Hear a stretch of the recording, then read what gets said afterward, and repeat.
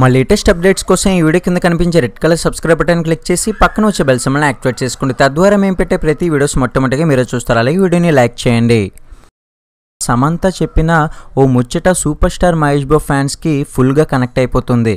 అదేంటంటే సమంత దూకుడు చేస్తున్న టైంలో చాలా టెన్షన్ పడేదట.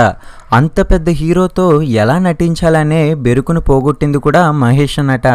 ఏ సినిమా అయినా ఇదే మొదటిది అనుకొని చేస్తే మనలో బెస్ట్ బయటకు వస్తుందని అప్పటి నుంచి ఆ సూత్రాన్నే పాటిస్తూ ఇక్కడి దాకా వచ్చానని చెప్పుకొచ్చింది. ఈ ఇద్దరు ఆ తర్వాత సీతమ్మ వాకిట్లో సిరిమల్ల చెట్టుతో సక్సెస్ని కంటిన్యూ చేశారు. కానీ బ్రహ్మోత్సవం దెబ్బకు ఈ కాంబినేషన్కు బ్రేక్ పడింది. సో సమంత విజయాల వెనుక పరోక్షంగా మహేష్ బాబు హ్యాండ్ ఉందన్నమాట.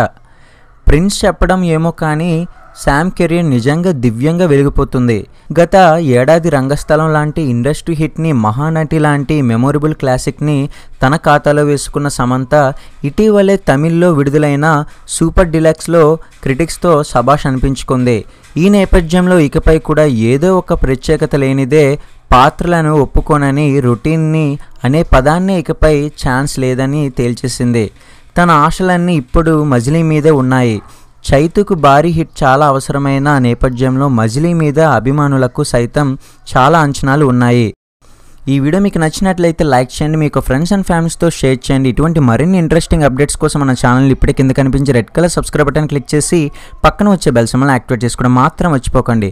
అలానే ఈ వీడియో మీద మీ అభిప్రాయం ఏంటో కింద కామెంట్ సెక్షన్లో తెలియజేయండి.